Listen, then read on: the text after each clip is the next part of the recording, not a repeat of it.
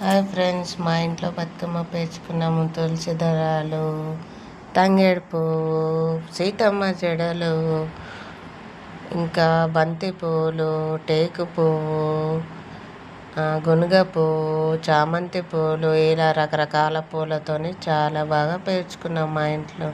మీరు ఎలా పేర్చారో కామెంట్ చేయండి. మా బతుకమ్మ ఎలా